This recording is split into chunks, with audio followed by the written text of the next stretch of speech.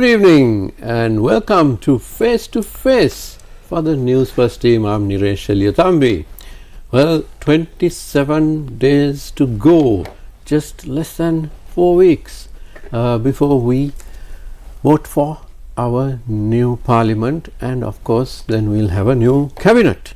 And to discuss the campaign that's going on, we have with us this evening, no stranger to our shows, Mr. Harshana Nanayakkara, attorney at law, NPP organizer for Moratuwa, and of course a candidate from the Columbo district for parliament. Good evening, Harshana. Welcome back to the show. Good evening, Niresh. Thank you for having me. So, how's the campaign going? Good, tiring but good. Doing a bit of running around. A lot of running around. Because difficult to catch you these days. You're not going to see me after this date for a while, okay? You can't get angry with me for that.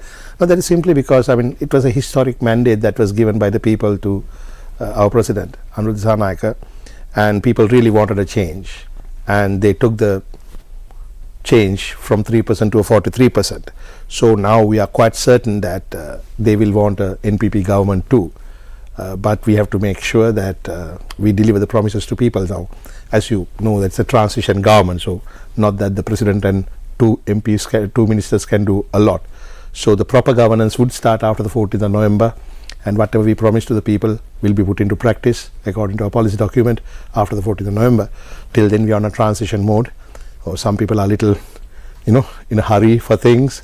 They are rushing us, but nevertheless we are doing it in a responsible manner. So we have to deliver it to the people because they trusted us, and that trust is on our shoulders, so we have to deliver. So we are organizing and doing our best to make sure that we get a strong majority in the parliament, a strong working majority in the parliament. For that we are working day and night. You have a very strong team in the Columbo district, don't you? Known faces, yes. If you look at them, known faces. In that sense it's very strong, but the other districts also, they may not be known nationally, but in their own circles and community and the villages, they are strong leaders and with good, excellent character. As I always say, when you want to vote, now there's a preference vote business in this. Yes, I say for NPP, you just vote for the party and vote for any number you like. You will have a good person inside the parliament. Whereas in some other lists, you have to keep on looking, okay, for which one should I vote for? This fellow is bad and that fellow is good. In our list, you don't have to check like that, island-wide. So it's quite a good list and strong. So let's assume that the NPP wins a majority. How many ministers are we likely to see? Because the maximum which was quoted was 25. That was some time ago. Does that still hold? That still holds, because when we said we are going to have only 25 ministers, it was done in a scientific manner. And in fact, we even considered whether it could be even 17. But at the outset, we are in a bankrupt country, a collapsed system in almost every sector. So probably close leadership will be needed in all sectors. So for that reason, there will be 25 ministers and 25 deputies. There won't be any state ministers or any other things. So there will be 25 ministers, and we aim at a suitable time to reduce, but we will not make any promises about it yet. But 25, not more. Okay, that's good to hear, because then the cost comes down, doesn't it? Cost will come down anyway, because we will be curbing off most of the perks and privileges enjoyed by these previous regimes, even the pension. So therefore the cost will come down anyway, even with 25 ministers. So no plans to purchase any Porsches, which of course was not done by the last government, but had been done by a previous government. No, basically there has been a culture of politics in this country, Niresh. People, now why are we doing politics? NPP, all my colleagues and my comrades, we do politics, we consider it as a social service, not as a source of income. So our attitude is very different. But previously, for decades, I will not pinpoint anybody or party, coming into the parliament was a source of income. It's a business. A sweep ticket. It's a sweep ticket. So when they come there, they're going to enjoy everything on public money. But we are not that. We don't want to do that. This is the change people wanted. So we have to deliver it. We have to walk the talk.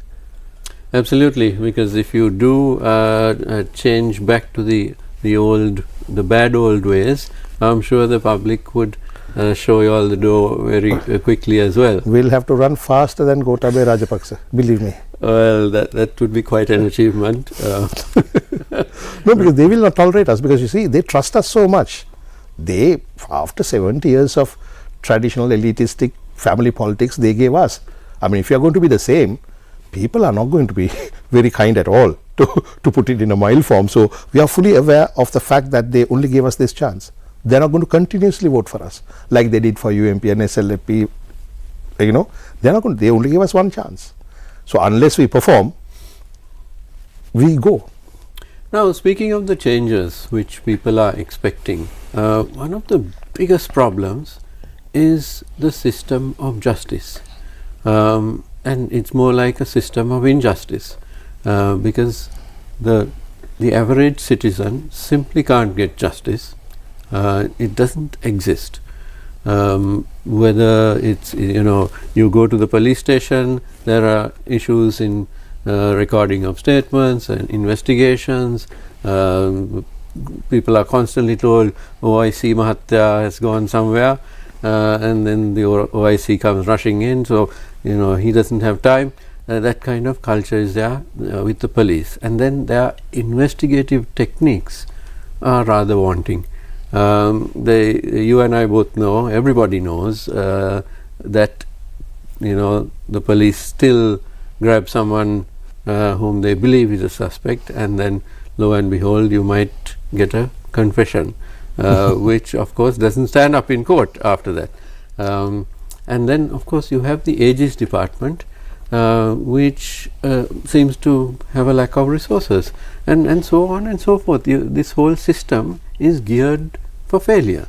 How do you start correcting this? Well, I mean, you asked me a question which could stretch up and take up 4 of your programs. So, but I'll try to keep things short, but it won't be that short because I have to explain. System of justice, right, is the backbone of any country, any society. And again, when you say justice, it's how you perceive it. Justice must be seen to be done, right? So, if there's a perception of corruption and waste in other sectors and political interferences, even when the government servant does something correctly, the public is going to be suspicious that this is done due to this reason, right?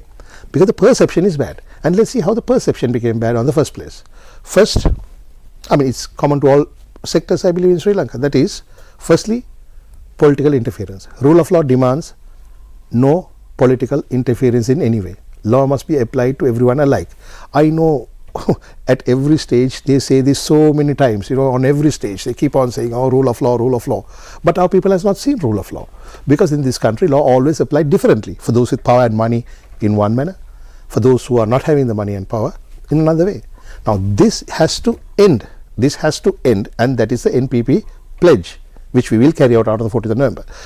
But however, when you are doing things, there are a couple of things you have to look at. Now, if people don't trust the judiciary or giving justice, what will be the next thing? They will take it out on the streets, because they say, what's the point in going to court? I might as well hit the fellow and get what I want. Now, this is the danger of people not trusting the judiciary or the Attorney General. So, as a government, our priority will be how to bring this credibility back to the judiciary, how to bring this credibility back to the Attorney General, how to bring this credibility back to the police. That's going to be our job. First, don't interfere with them, but that alone is not enough. Our Aegis department is 200 years old. Our system of justice about 200 years. And some of the processes and procedures has to be upgraded and updated to suit modern needs, right? Now, those who are watching in the judiciary or in any of those sectors should not fear the moment NPP comes, they are going to sit and write down all the new things. No, we won't do like that. We will first look at section by section, discuss with stakeholders, identify bottlenecks, identify problems, and come up with practical solutions, because most of these things can be fixed provided the politicians does not interfere in delivering justice. Having said that, let's take Attorney General. He's the one who prosecutes serious crime and advise the police on investigations, right? Do they have enough manpower? Do they have enough resources? Now, when a case is filed, how long does it take to conclude? From the date of the crime, investigation, right, the charge, the decision, and then the appeal process. A criminal case, a civil case could go even longer. A criminal case could easily take up to 6 to 7 years. So that means there are administrative blocks and delays for various reasons. Now, there could be political interference in certain cases, because when it comes to high profile cases with popular people, there's a perception, he will get away because he's so and so and so and so. But funny enough, by quite accident, Arjun Aloysius, being a very powerful person, did not come out. And I'm not trying to claim credit for it, because I'm sure the case was filed long before even Anuruddha Dissanayake gave nominations. But what you can see is the air of freshness where the judicial officers feel, I can give an order according to my conscience and my evidence and my judgment. So we created that atmosphere. And normally by this time, in a previous government, he will be in a hospital. No, that's what happens. Didn't happen this time either. So you can see there's a sense of change, but I'm not trying to claim credit for it, because these cases were filed long before, right? Absolutely. Yeah. So, but having said that, the judicial officers must feel that when I do my job right, nobody's going to find fault with me. But I mean, this is a country where stones have been thrown at the judges' houses, and you think the judiciary will be independent after that, right? So we have to look at the history of interference. So that's the main reason. So how do we arrest it? How do we arrest it? Now, I think you also, when we were speaking, you told me the conviction rate being very low. You gave me a percentage as well. I think it's less than 4%. Less than 4%. I'm not quite sure of the figure, but I know for a fact it's less than 10, right? That's pretty bad. Remember, when the AG is filing a case, he's doing it on what we call a prima facie evidence. That means prima facie there's enough evidence, but when you have to prove it, it has to be proved beyond reasonable doubt. The AG is aware of this.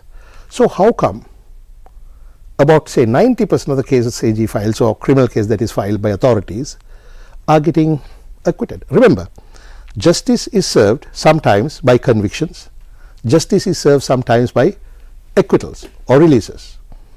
So I'm not going to comment on a case by case basis saying this is wrong, that is right, but the perception is different. There have been so many instances the AG withdrew indictment. Public does not know why it was withdrawn. Now, there could be very valid evidential reasons, right? Valid procedural reasons, I'm not denying it. But the AG is not duty bound to provide information as to why he is taking certain decisions in certain manner. He is only answerable to the Parliament. But this is a shroud of secrecy and a lack of transparency. Lack of transparency in this manner. There are certain things the Attorney General or the investigating authorities should not disclose in the interest of justice. If you disclose them, justice cannot be done. So there will be a certain section of information when it comes to evidence you cannot disclose. But as to why a particular decision was taken, I think if the public knows the reason, probably they will start trusting the Attorney General again, right? So we have to discuss with the Attorney General and all relevant stakeholders. I mean, because only the Parliament can, Attorney General is only answerable to the Parliament. So only a parliamentary committee can figure out why this case was withdrawn, unless of course you take the proceedings of the case and look at the order, because the order will clearly say why the case was withdrawn and or why the judge allowed it to be withdrawn. Yes, right? but the public wouldn't even understand the order. So exactly. And there's no access to it. Exactly. So isn't it in the spirit of justice, shouldn't the AG's department be issuing statements and clarifying matters? See, AG has to, now with respect, that's my home, that's my Montessori as well. I became a lawyer by learning my work from the AG's department, so I have highest regard for that place and the individuals who train me. But AG has to evolve himself to be in this century, because they're 200 years old. People are paying tax money. It is the taxpayers who's paying the Attorney General also. So therefore the taxpayers have the right to know at least some information. Now if you look at the Victim Protection Act, it gave up to an extent, even with AG, to make a representation by the people directly and to get certain information. But that is not enough to raise the credibility of the AG's department. What we need, either a spokesperson or another mechanism where they say in a controversial situation, this is why we withdrew the case, this is why the case collapsed. Because there are certain instances, you file the case prima facie, good evidence, right? But then suddenly a witness doesn't come out right, and then there's no proof beyond reasonable doubt, then the conviction won't go. So in those instances, it's very valid for AG to withdraw or stop prosecuting. But when the public does not know this, that's when they start suspecting, because especially these things happen in high profile cases like the Malvana case. So people are asking questions. I mean, yeah, there was a house and no owner. I mean, you know, things like that. So I think we have to address that. And some people wrongly accuse the judiciary, saying this judge, releasing this guy. But judge can only act on the evidence that is before him. Well, let's talk about the importance of high profile cases. And in the past several decades, we haven't seen any convictions of high profile cases until last week's W.M. Mendes verdict, I think. Winds of change. Exactly. Winds of change. I mean, whether it was the Easter Sunday attacks or the bond scam, whatever it was, the Udatalavilla massacre, we simply didn't see convictions. And when such high profile cases don't result in convictions, then the common man certainly won't believe that his case is going to get anywhere.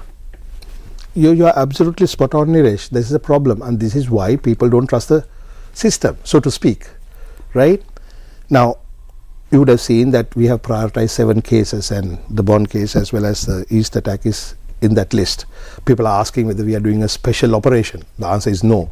But these 7 investigations were closing on conclusion.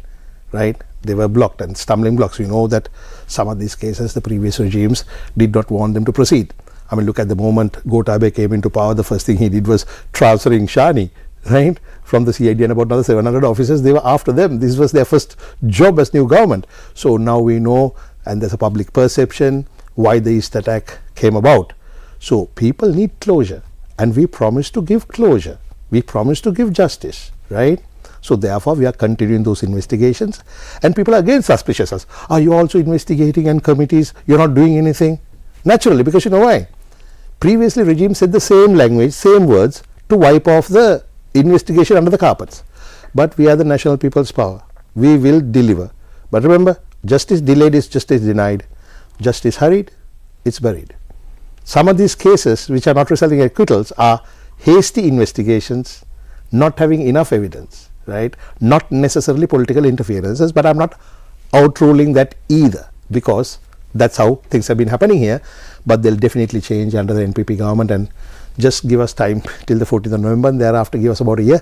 You will know which direction we are heading, and those who doubt us now, thinking that, oh, can these guys also go rogue? After 1 year, you won't tell that to us. Now, this is also when you look at the high profile cases involving large sums of money, like the Airbus industry case, the MiG deal, the Express Pearl disaster, these actually cost the country and the government billions, I mean sometimes billions of dollars. So it is imperative that such cases need to be won for the sake of the government, for the sake of the country. Yes, as you know, we are not getting a blank sheet. We are getting a sheet that has been written so many times before. So people are impatient, and people are very correctly questioning as to what are you doing, what are you doing. I'm assuring them they will proceed one by one, and what we promised cannot be done within the first year alone. But you said we will give you the indications, we will show you, because all this time, all these arrests and everything were, right, bit of a media show. We are not doing any media shows, not at all. You remember those days during the Hapal regime, how some politicians were going to remand, smiling and with their handcuffs being shown to the media. You know why they were doing it? Because they know they were coming out. Because they had their friends inside. And this time when they are going in, they will go in, and they won't be going smiling either. But again, I have to insist, there will be no political witch hunt, only on the basis of available evidence and rule of law. But Harshana, there are some high profile cases where the public would question what in the world is going on. Let's take the bond scam, for example. We basically haven't got any justice because Arjuna Mahendran is in Singapore or wherever, and for some reason, for nearly a decade, the government has failed to bring him back. Now, if you ask the AG has said that the Singaporeans aren't sending him back. If you ask the Singaporeans, they say that They are not asking for him. The government hasn't provided proper evidence to send him back. So very correct. So what's going on? See, you said for some reason. It's not for some reason. The reason of lack of political will. There are already 3 cases which are being filed, but they're at various objection appeal stages. But we are started the investigation because nobody is going to send one of their citizens from the country just because a political leader gets on the stage and says so. There's a process of extradition as we call it, where our Minister of Justice must inform their Minister of Justice. Then we must demonstrate that there's sufficient available evidence and that human rights are not being violated. So all those things can be done by the AG if the political will is there, right? So what we are going to provide the Attorney General and the judiciary is the political will. We are not going to perform any magic. We are politicians at the end of the day. So when it's there, it can be done. Now if you look at the Bond case, it has to be done because it's Ranil Wickremesinghe who said he's going for a wedding and he'll come back. But he never did. That's a very long wedding indeed. Quite even a Hindu wedding will last for 7 days, right?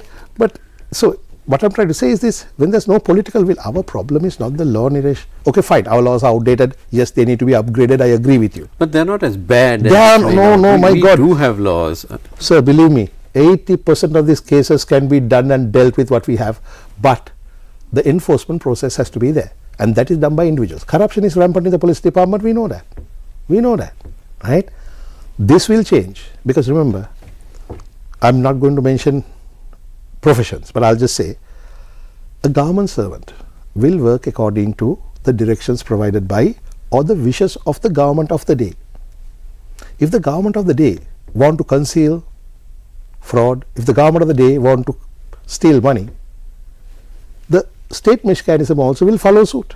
But when they know the top political will is to end corruption, fight corruption, they change. Well, some people won't change, that we have to deal with separately, but believe me that in our party or in our families, I mean, there's no one who want to protect corrupt people because we don't get kickbacks from them. So NPP will deliver. Believe me, we will deliver, but we need that time. Very little time, not a lot, not a lot. Now, one of the areas where the public was demanding some action be done is the recovery of stolen assets. And of course, this can't be done overnight. It is a long process, and you can't just say, well, Sri Lanka is in debt by 30 trillion rupees, they must have stolen 30 trillion, we'll bring it all back and we'll be all fine. It doesn't work that way. Only a fraction of what is taken from any country, stolen from any country, is ever brought back. But we haven't got a single cent back, neither has the process even started. For example, the United Nations STAR program, which is the Stolen Asset Recovery program, they have not even heard from us, from the government of Sri Lanka. So surely there should have been at least an email sent to them saying, could you guys please help, or something like that. And that the STAR program is a program that Sri Lanka has been involved with previously, once before and ceased. Yes, for training purposes, it was involved, and so they are no strangers to Sri Lanka. So surely we need to get going. And then there's also the stolen assets recovery. There was a draft bill which a very high-powered committee from the Ministry of Justice, the last Ministry of Justice, did draft such a bill. With an 18-member committee chaired by a Supreme Court Justice, which had 6 other President's Council sitting on it. So it's a very good committee. So presumably it's a very good bill. Can we see this bill or something close to it coming up very fast in the next Parliament? Yes, definitely, because you see, in fairness to our judiciary and the academics and the legal seniors of our profession, the Ministry of Justice, even I was involved in a lot of research, right? We have done the research, we have found the solutions, we have drafted various laws. I was especially involved in the child protection laws, and we've drafted. So the material is there. So when our government comes, it is not a case of having to study from the scratch. They've been done for decades and the material is there. But what again lacks is the political will. Now look at this anti-corruption bill, for an example, the law. It became a law because thanks to IMF, right? And it's a fairly good law. The new Anti-Corruption Act is a fairly good law, but it cannot be implemented because there are certain mechanisms and units that you need to establish for the act to function, right? So therefore, it has to be established, right? So no matter how many laws, the best ones you bring in, if the rulers don't have the political will to enforce them, or interfere, or enforce it selectively on people, problems will remain. So the NPP, our policy of justice, and again please listen very carefully, it's not about us sitting in one chair and saying this is how we are going to steal, this is how we are going to steal. No, it's about talking with the stakeholders. But the STAR program, the Stolen Asset Recovery Program, it's actually World Bank and UNODC, Office of Drug and Crime, because money laundering is a serious crime. It's a serious problem for the entire world. So they provide you with technical assistance, right, on how to assess forensic investigations, etc. But to achieve that, first we must have one of the units here, right? That is number one.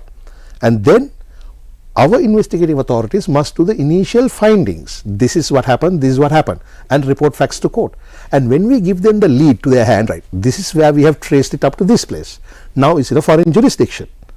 Now they will get on with it then, because the importance of the STAR program is that, you know, sometimes we don't have treaties, common treaties between the two countries for extradition or asset recoveries, because the laws tend to be different.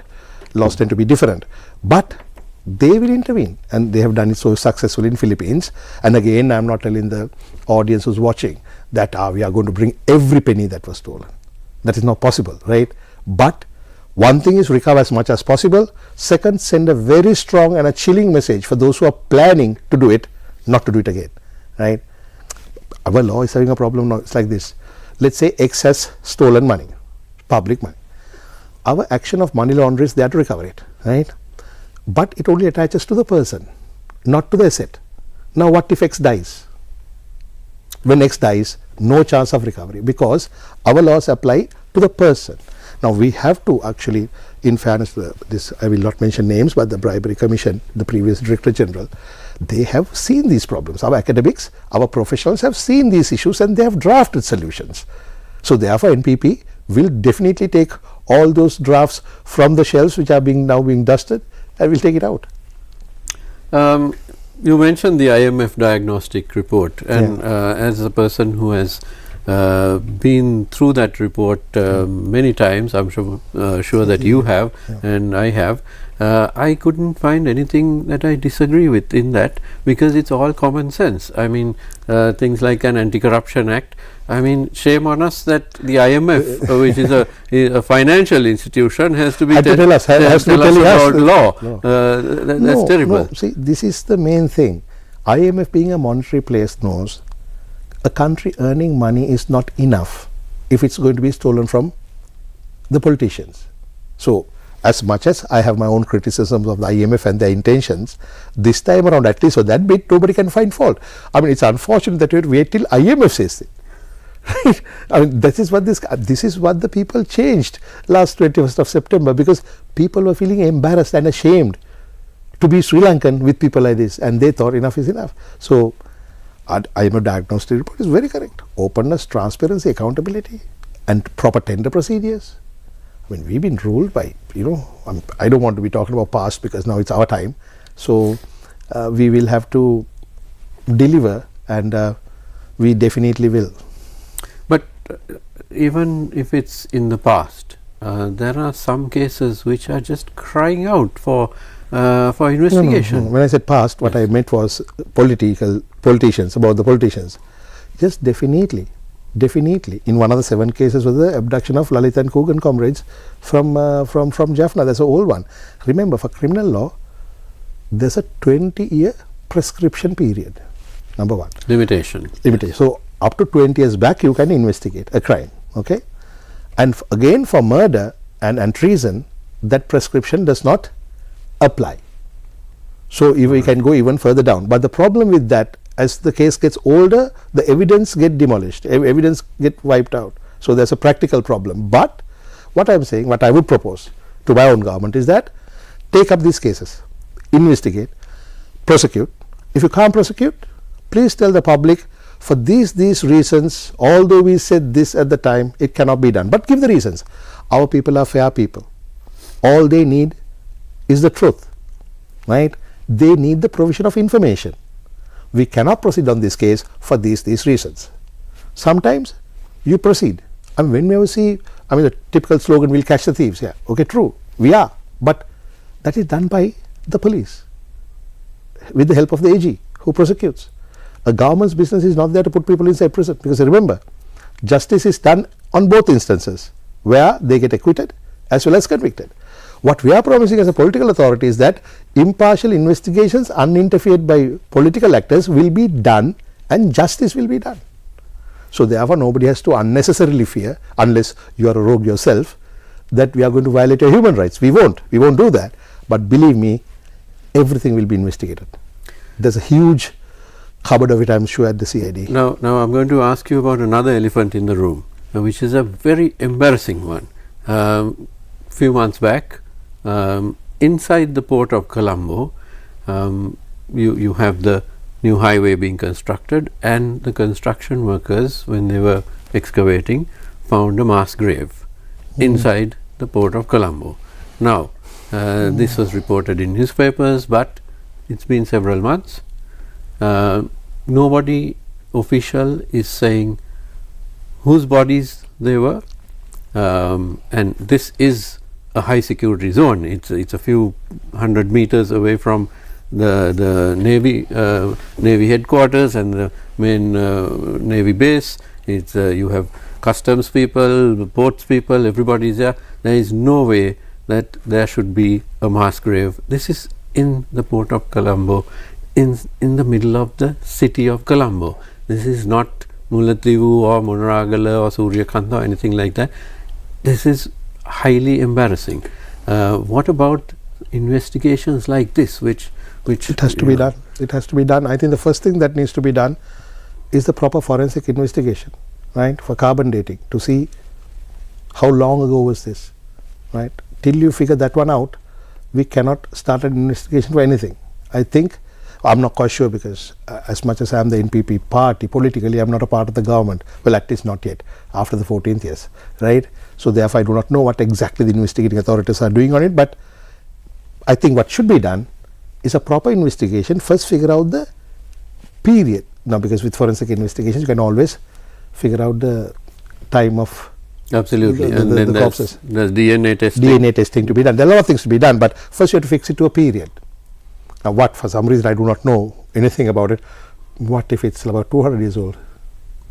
Then we should put the matter to rest without having this embarrassment. Exactly, in our midst. exactly. I mean, mass graves are possible, because these ports were we were invaded by the English and the Portuguese. So therefore, one thing politicians should not do, Dinesh, is talk things they do not know. Politicians don't know everything, right? So therefore they must find information. And secondly, we should not fix timelines and deadlines, saying, oh, by first year we are going to finish this. What you do when you do that, you are putting unnecessary pressure on the authorities. If a politician want to tell by this time we are going to finish this off, then please talk to the investigators and the authorities first and ask from them, when can you roughly give us an idea when to finish it? Because some certain things take time. What has happened in our political culture, and why the people don't trust the judiciary as well as the politicians, is simply that reason. They come and on stage and air like this and say things that, you remember that Konde fellow who got arrested in the end, for that rape and murder of a child.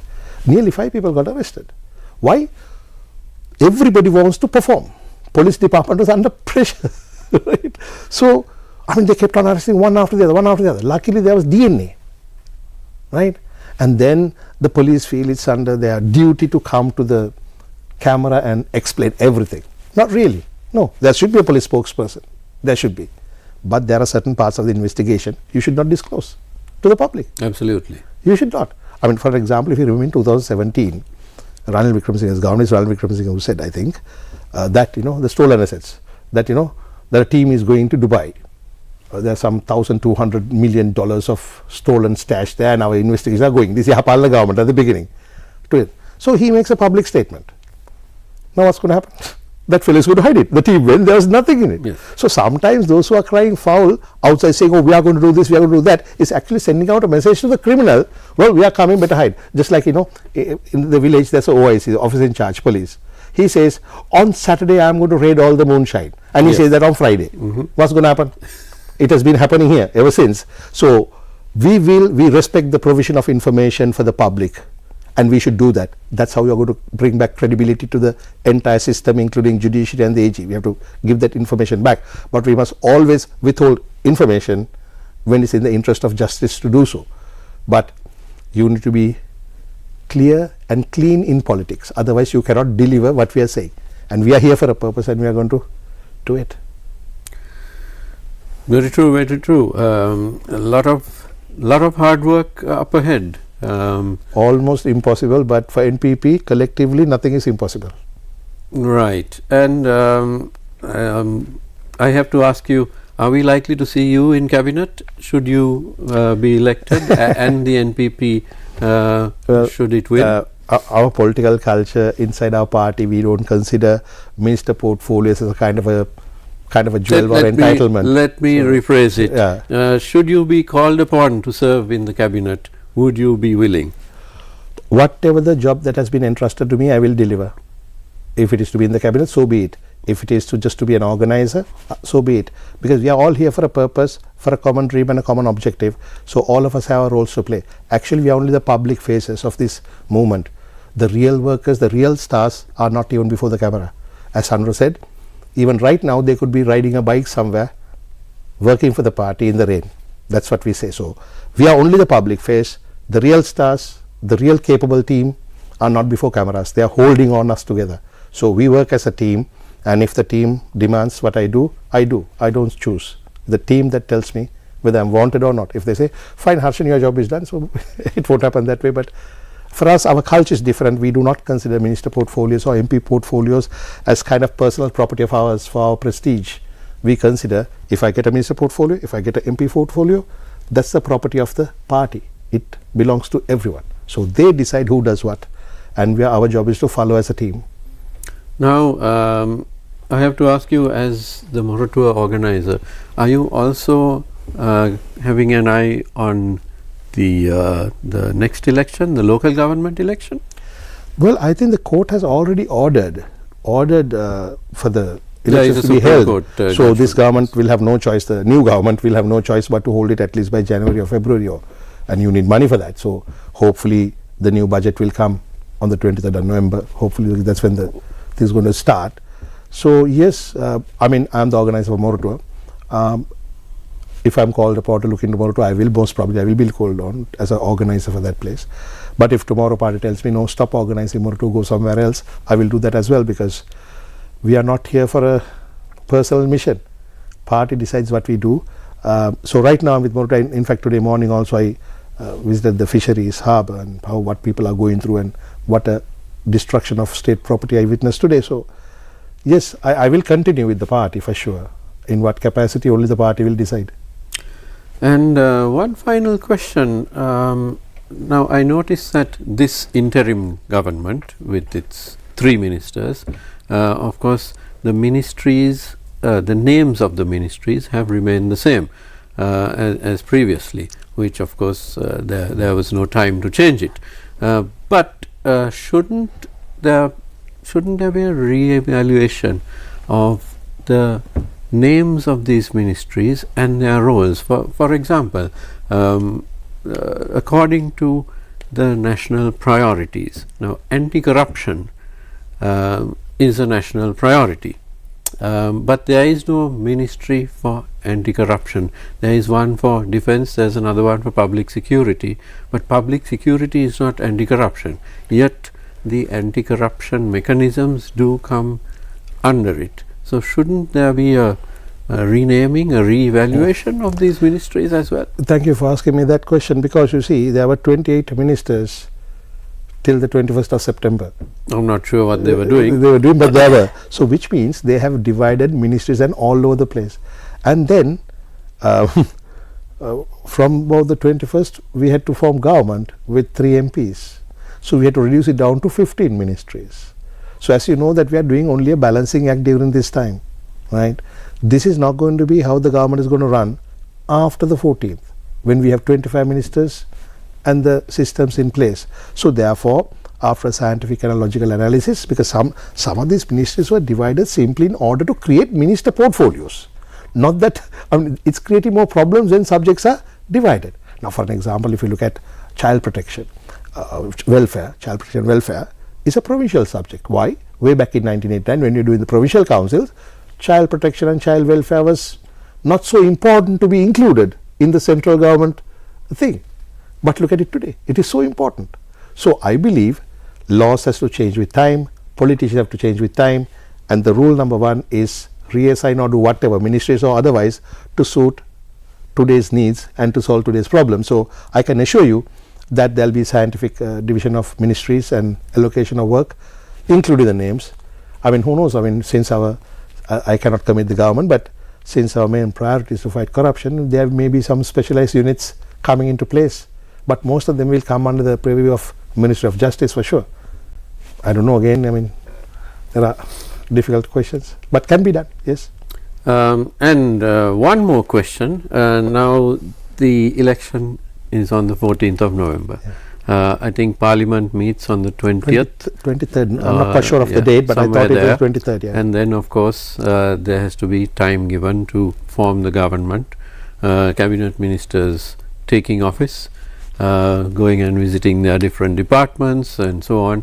So we are likely to need another 2 weeks or so before work actually starts. So we're looking at perhaps the 10th of December or so on. Now in the past it has been quite traditional for most of the cabinet during the Christmas holidays to vanish off overseas, and I bring this to your notice, especially during the tsunami. Most of the cabinet were not in the country. That was the 26th of December, and what I want to know is, does the NPP have a policy on this, that of your 25 ministers you are going to have at least 20 in the country at all times? I'm sure we will, because you know why? We are supposed to break from the past, right? This is a bankrupted country which has fallen to the bottom, right? Now, we have always said on stage, and we mean it, we don't want anything that the public does not have as an entitlement. We are you, you are us. To do that, we can't, when there are problems staggering up, we can't say, I'm sorry, I'm taking a break in like Hawaii or something like that. That would be accepted. It is unacceptable. But having said that, if somebody wants to go on personal holiday, we can't prevent that either. But in our party, I work with them, it was very difficult even to get a break on the 24th of Christmas. Because you know why? I don't want to mention too much because it's a thing, but believe me, I was on party work. My wife was not very happy because she celebrates Christmas. I was out of the country on party work from the 21st of December till about the 27th. So we work when there's work to be done. But we are not like all work, no play. We enjoy our lives too, but we take responsibility seriously, and we always think that the public money must be looked after like it's temple property. Well, you do have your work cut out for you, Harshana. Thank you very much. I'm afraid we are out of time. Mr. Harshana Nanayakkara, attorney at law, NPP's organizer for Moratuwa and a candidate for the Columbo district. Thank you for joining us with your busy schedule. Thank you very much. And thank you to you at home for joining us as well. Don't go away, the news is coming up next. Have a good evening.